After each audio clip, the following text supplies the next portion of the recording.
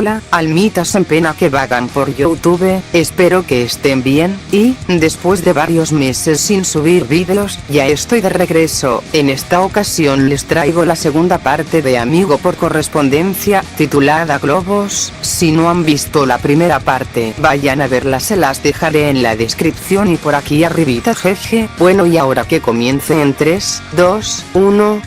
ahora. Cuando tenía 5 años, asistí a una escuela primaria que, hasta donde podía entender, estaba enfrascada en la importancia de aprender por medio de la actividad. Era parte de un programa nuevo diseñado para posibilitar que los niños se desarrollaran a su propio ritmo. Para facilitar esto, la escuela alentaba a los profesores a que confeccionaran planes de estudio inventivos. A cada profesor se le daba la libertad de crear sus propios temas, los cuales estarían en efecto por la duración del año, y todas las lecciones de las diversas asignaturas estarían diseñadas con el espíritu de este tema. Los temas recibían el nombre de grupos. Había 4 grupos: espacio, mar, tierra y comunidad, el grupo en el que yo estaba. En los grados preescolares de este país no aprendes mucho además de cómo atar tus zapatos o cómo compartir, así que la mayoría no es memorable. Solo recuerdo 2 cosas con claridad: que yo era el mejor para escribir mi nombre de manera correcta, y el proyecto Globo, que había sido la marca distintiva del grupo comunidad. Era una manera lista para mostrar la forma en la que una comunidad funcionaba en un nivel muy básico. Quizá has escuchado de esta actividad. Un viernes al comienzo del año, llegamos al salón y vimos que había un globo inflado con helio atado a cada uno de nuestros escritorios. También había un marcador, un lápiz, tinta, un pedazo de papel, y un sobre. El proyecto consistía en escribir una nota, ponerla en el sobre y atarla al globo, sobre el cual podíamos hacer un dibujo si queríamos. La mayoría de los niños comenzaron a batallar por los globos porque querían diferentes colores, pero yo empecé con mi nota, pues había pensado mucho sobre ella. Todas las notas tenían que adherirse a una estructura vaga, pero se nos permitía ser creativos dentro de esos límites. Mi nota decía algo como esto: hola. Encontraste mi globo. Mi nombre es nombre y asisto a la escuela primaria. Puedes quedarte con el globo, pero espero que puedas escribirme de vuelta. Me gusta Mighty Max, explorar, construir fuertes, nadar y mis amigos. ¿Qué te gusta a ti? Escríbeme pronto. Aquí tienes $1 para el correo. En el dólar, había escrito para las estampillas a lo largo de la parte frontal. Mi mamá pensó que era innecesario, pero yo pensé que era brillante. La maestra tomó una fotografía Polaroid de cada uno de nosotros con nuestros globos, y las pusimos en nuestros respectivos sobres junto con la nota.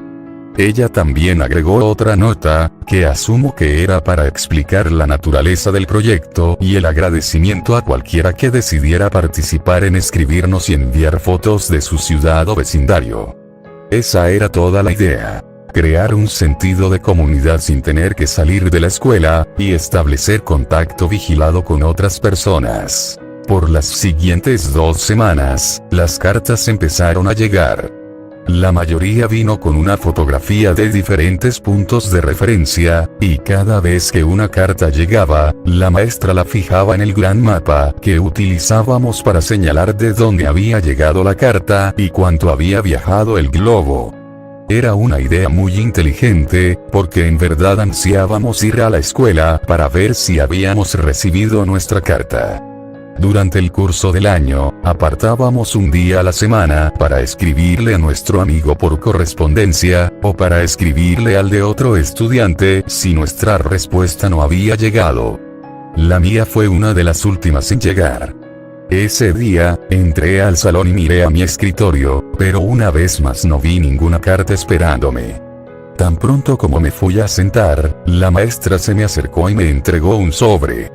Debí haberme visto muy emocionado, porque cuando estaba a punto de abrirlo, ella puso su mano en la mía para detenerme y decir: por favor, no te pongas triste.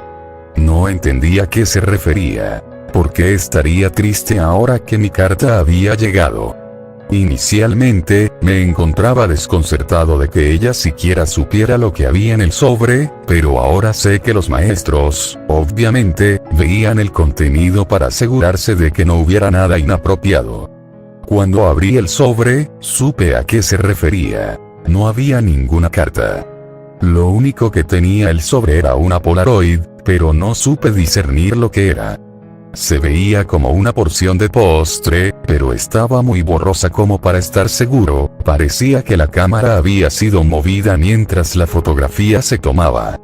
No tenía dirección del remitente, así que no podía escribirle incluso si hubiera querido. Me sentía descorazonado. El año escolar transcurrió y las cartas dejaron de llegar para casi todos los estudiantes. Después de todo, solo puedes continuar una correspondencia escrita con un estudiante preescolar hasta cierto punto. Todos, conmigo incluido, habíamos perdido el interés en las cartas. Entonces recibí otro sobre. Mi emoción se rejuveneció, y me deleité en el hecho de que me seguían enviando cartas cuando la mayoría de los demás amigos por correspondencia habían abandonado su participación. Tuvo sentido que recibiera otra entrega, no hubo nada más que una imagen borrosa en la primera, así que esto probablemente era para compensarlo. Pero, de nuevo, no hubo ninguna carta. Solo otra imagen. Esta era un poco más distinguible, pero aún no la entendía. El ángulo de la fotografía apuntaba hasta lo más alto, atrapando la esquina superior de un edificio, y el resto de la imagen estaba distorsionada por el fulgor del lente debido al sol. Dado que los globos no viajaron muy lejos, y dado que todos fueron lanzados el mismo día, el mapa se había abarrotado un poco. La política para los estudiantes que aún estaban intercambiando cartas era que podían llevarse las fotografías a casa. Mi mejor amigo, Josh, tenía el segundo número más alto de fotografías llevadas a casa. Su amigo por correspondencia era muy agradable y le envió fotografías desde todas partes de la ciudad vecina. Creo que Josh se llevó 4 fotografías a casa. Yo me llevé casi 50. Después de un tiempo, dejamos de ver mis fotografías. Simplemente guardaba los sobres en uno de los cajones de mi habitación, donde albergaba mi colección de rocas, cartas de béisbol, cartas de historietas, Marvel Metal, para quienes las recuerdan, y cascos de béisbol en miniatura que conseguía de la máquina expendedora en Winn-Dixie después de las prácticas de béisbol infantil. Para Navidad de ese año, mi mamá me había dado una máquina de granizados pequeña, y Josh en verdad la había codiciado, tanto que sus padres le compraron una ligeramente mejor para su cumpleaños el día antes de Año Nuevo. El verano siguiente, tuvimos la idea de que crearíamos una tienda de granizados para hacer dinero. Pensábamos que haríamos una fortuna vendiendo los granizados a $1. Josh vivía en un vecindario diferente, así que eventualmente decidimos que el mío sería mejor porque había muchas personas interesadas en sus céspedes. Los jardines en mi vecindario eran más grandes. Hicimos esto por 5 fines de semana consecutivos, hasta que mi mamá nos dijo que teníamos que parar. En la 5ª semana, Josh y yo estábamos contando nuestro dinero. Hicimos un total de $16 ese día y los dividimos equitativamente. Cuando Josh me pasó mi $5, un sentimiento de sorpresa profunda me consumió. El dólar decía para las estampillas. Josh notó mi impresión y me preguntó si había contado mal. Le relaté la historia del dólar, y él hizo un comentario sobre lo genial que era. A medida que pensaba sobre ello, estuve de acuerdo. Me inundó la idea de que el dólar había vuelto a mí después de haber cambiado tantas manos. Le dije a Josh que tenía que mostrarle algo. De vuelta en mi habitación, abrí el cajón y saqué un lote de sobres. Comencé con la primera fotografía, e inspeccionamos unas 10 hasta que Josh perdió el interés y me preguntó si quería ir a jugar en la fosa, una fosa de tierra calle abajo, antes de que su mamá lo viniera a recoger, así que eso fue lo que hicimos. Tuvimos una guerra de barro por un tiempo, pero fui interrumpido muchas veces por el crujido de los arbustos a nuestro alrededor. Había mapaches y gatos callejeros que vivían ahí, pero esto estaba haciendo un poco más de ruido, e intercambiamos teorías de lo que podría ser en un intento por asustarnos mutuamente. Mi última conjetura fue que era una momia, pero al final Josh siguió insistiendo con que era un robot por los sonidos que escuchábamos. Antes de irnos, se puso un poco serio y fijó sus ojos en los míos. Tú también lo escuchaste, ¿no? Sonó como un robot. Lo escuchaste, ¿verdad? Lo había escuchado, y puesto que sonó mecánico, concordé en que probablemente era un robot. Es hasta ahora que entiendo qué fue lo que escuchamos. Cuando regresamos, la mamá de Josh nos estaba esperando junto a mi mamá en la mesa de la cocina.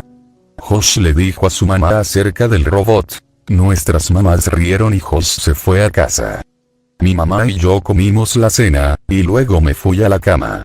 No me quedé en la cama mucho tiempo antes de salir por debajo de las sábanas y decidir que, a raíz de los eventos del día, iba a revisar los sobres. Todo el asunto me parecía mucho más llamativo ahora. Tomé el primer sobre, lo coloqué en el suelo y puse la Polaroid de postre encima. Coloqué el segundo sobre a un lado y le puse encima la Polaroid con el ángulo extraño del edificio. Hice esto con cada una de las fotografías hasta que formaron una cuadrícula de 5x10. Me habían enseñado a ser cuidadoso con aquellas cosas que estaba coleccionando, incluso si no estaba seguro de su valor. Noté que las fotografías, gradualmente, se hicieron más discernibles. Había un árbol con un ave en él, una señal de límite de velocidad, cables eléctricos, un grupo de personas caminando en un edificio. Y luego vi algo que me irritó tan poderosamente que, mientras escribo esto, puedo recordar con precisión el sentirme mareado, solo capaz de rumiar un pensamiento insistente. ¿Por qué estoy en esta fotografía? En esa imagen de un grupo de personas entrando a un edificio, me vi a mí mismo sosteniendo la mano de mi mamá al final de una multitud de personas. Nos encontrábamos hasta el borde de la fotografía, pero innegablemente éramos nosotros.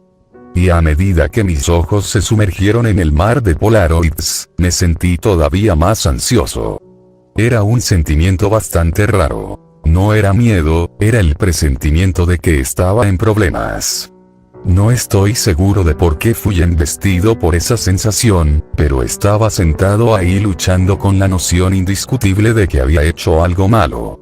Y solo se intensificó cuando vi las demás fotografías. Me encontraba en todas las imágenes.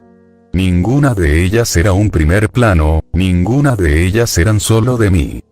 Pero yo estaba en cada una de las capturas, a un costado, en el fondo, en la parte baja del marco.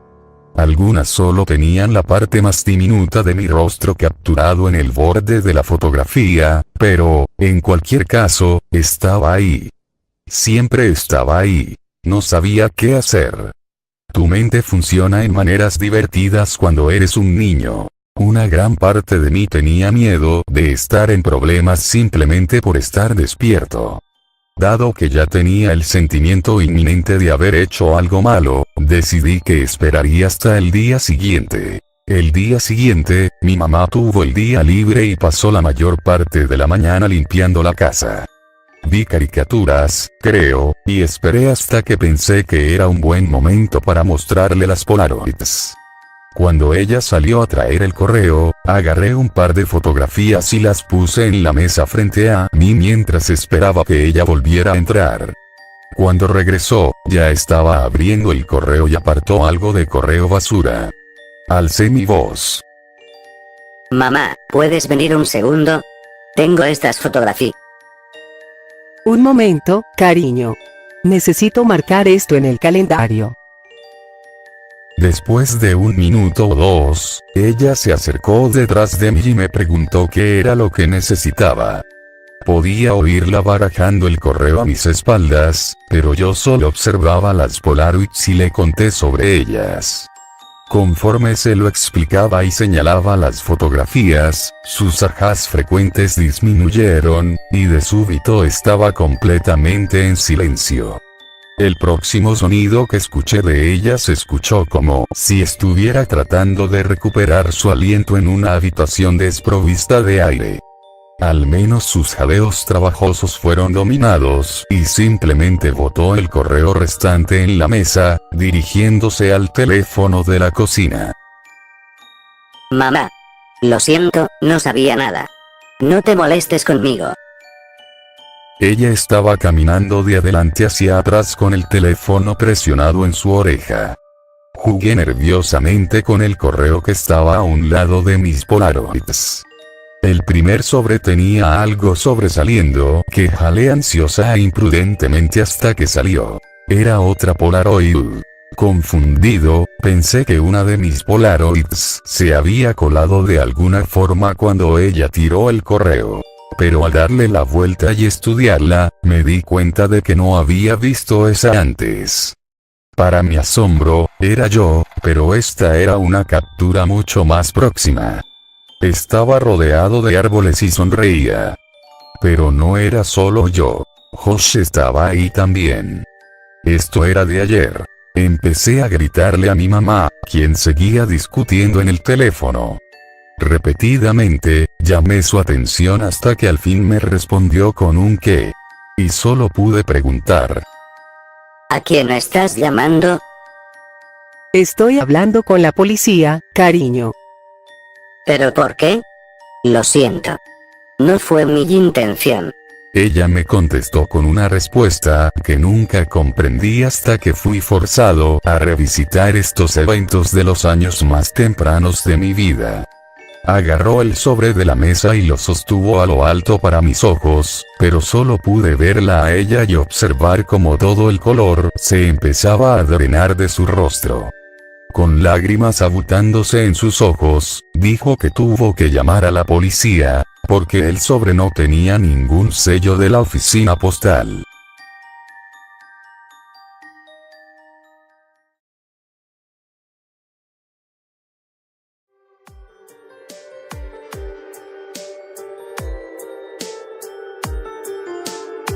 Y allí termina la creepypasta. Si quieren más de Amigo por correspondencia, dejen su like, suscríbase si no lo han hecho y activa la campanita para las notificaciones y así te enteres de cuando subo vídeo. Y ahora ya me voy a recolectar almas, jajaja. Bye bye.